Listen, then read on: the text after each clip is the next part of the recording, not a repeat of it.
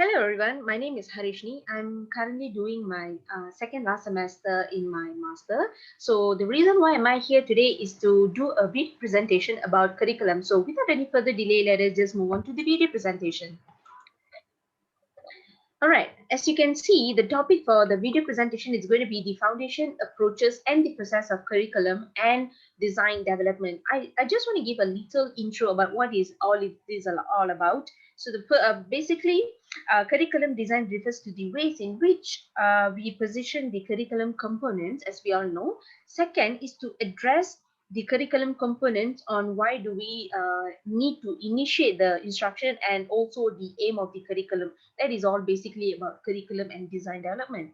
So in curriculum and design development, there is foundations of curriculum which divides into four, which is philosophical, sociological, psychological, and also historical.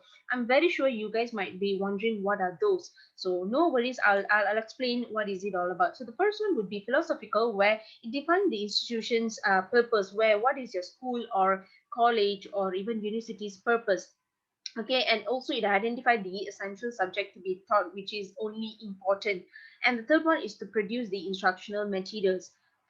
Philosophical, there are four types of education philosophy, which are the perennialism, essentialism, progressivism, and also reconstructionism. The first one would emphasize on the universal truth, and the second one is where it's essential components, where the something like skills and attitudes such as reading, writing, and computing. Third one is where you share your personal experience, where it covers the children's interests and needs. And the last one would be to improve and reconstruct the society, followed by the sociological, where school and civil society which needs more retention and reconstructions. That means something that need to be changed. And the third one would be psychological, which we all know the most famous psychologists, who are the Gardners, Vygotsky, John Piaget, and also the Pavlov theory. Right, and the last one is historical, where the Franklin Bobbitt is the one who started this curriculum development, which he says curriculum is a science where it fulfills student needs. Second, it followed by the Viret charters, where objectives and activities should match each other. That's what it said by him. All right, followed by the curriculum approaches. There are four main curriculum approaches. As you can see on my screen, there are behavioral approach, managerial, system, and also humanistic. Again, you guys might be wondering what are those. So let me just explain one by one. So the first one would be behavioral approach, where it is to reach the efficiency of the approach in a certain curriculum. All right, and also content and activity should match the learning objective. It cannot be different to one another. All right, when it comes to education, the initiate with education plans. Behavioral approach, it initiate with the education plans at the beginning, as we all know. Okay, the second approach is where managerial approach, where it involves consideration of the school as a social system based on the organizational theory in which the fundamental members interact in harmony with certain norms and behavior. It also focuses on the program schedule, space, resources, and equipment. All right, it's basically about what happens among the teachers and also the students. The third one would be system approach, based on system theory. Okay, the role of each board members and how are they related to each other. As one of the great examples that I can give is the organizational chart that we all can see in our school. Principal, under principal, there would be HR, management, everything. That's the great example for system approach. And the last one would be humanistic approach, where it emphasizes on the active interaction among students and teachers, on problem solving and also on inquiry. Right, and last but not least is the child psychology, handling with the needs and interests of a child by humanistic psychology, with stress on valuing ego, identity, psychological health. All right, moving on to the next part of this video. Hi everyone, my name is Siva. So I'm going to explain to you about curriculum. Okay, so as we can see in this picture, okay, it's actually a tree, all right, and we can see that so many components are actually comprised in that tree. Okay, what we can see is that we can see a ball, a laptop, okay, music. There are students there, okay, and there are alphabets. So basically, based on what Harsh has mentioned just now, this is what a curriculum is all about. Curriculum is a comprised of everything, including the syllabus. Remember, syllabus is not curriculum. Okay, so this thing is what we are going to be emphasizing on when it comes to curriculum. Okay, all right, moving on to the next slide.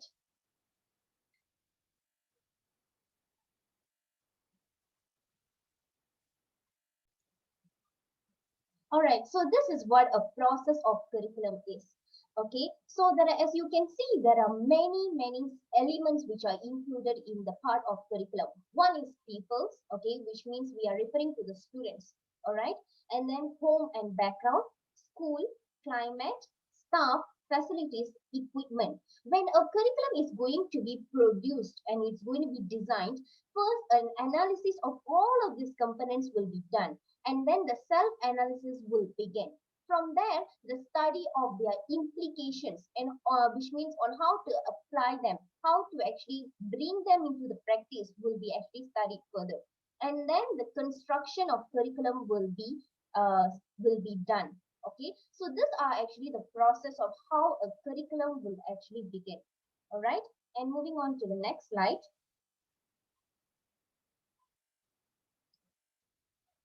All right. So in this one, we can see design development of curriculum. Okay. So when a teacher or any kind of educators, all right, when they want to actually design a curriculum, these are the components which they need to actually focus first. Which means what should we teach? All right. How to interconnect and what actions to take.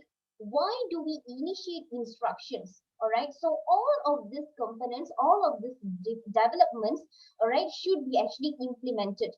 Okay, these are just a bit of all the components, but actually in reality there is actually a huge vast components which will be analyzed by the educators before the designing of the curriculum begins. Okay, moving on to the next slide.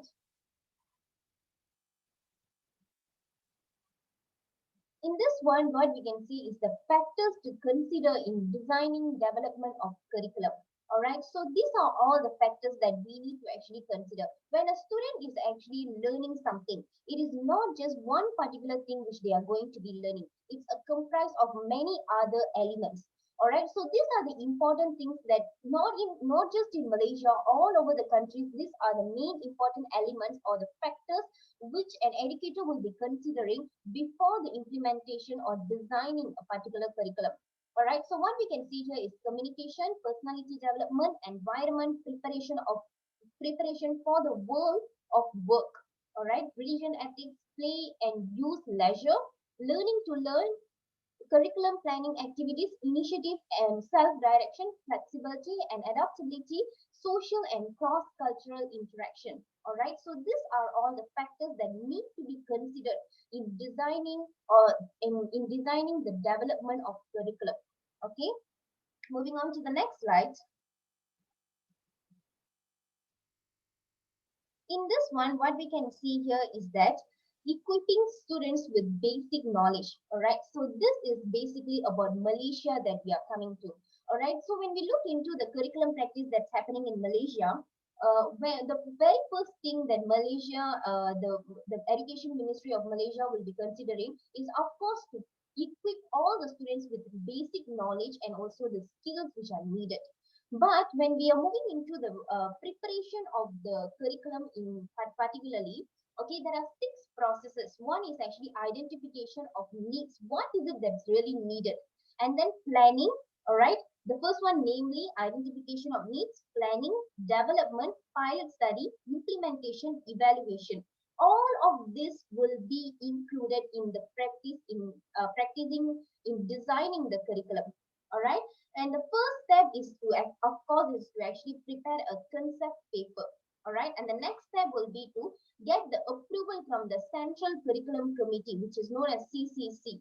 All right, and then the next one is several workshops. All right, and the several workshops will be done based on that, and then the syllabus will be proposed.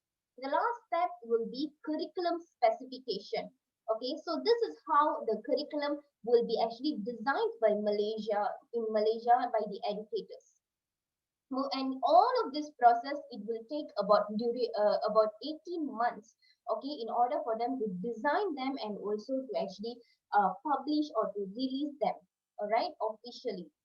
And moving on to the next slide, which is regarding the Malaysian practice.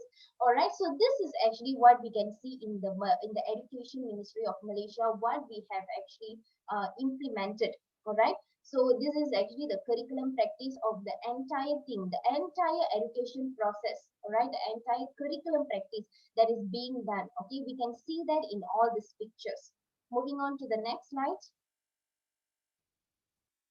And this is actually it is a curriculum development center. It is actually a curriculum development model that is derived from the curriculum development center, Ministry of Education Malaysia. So this is the process of how a particular curriculum will be developed in Malaysia. This is the entire steps and process that you can see from this model. All right, moving on to the next slide. Okay, the last slide which what we can see is the conclusion. All right, so when I'm concluding regarding particularly about the curriculum, all right, a curriculum is actually designed for the purpose of heart, mind, soul of education. All right, so the education process is not just something that we can enter the class and learn face to face or in virtual classes. All right, it's actually a lesson that a human need to acquire within their period of life, and it's the basic skills that a person or a student need to actually practice throughout their life journey. And that is why the particular curriculum is actually designed in such strict and particular manner.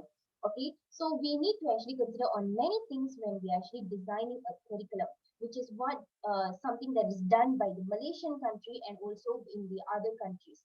Okay, so this is what education is, and this is how curriculum is actually designed by our country and also the other country.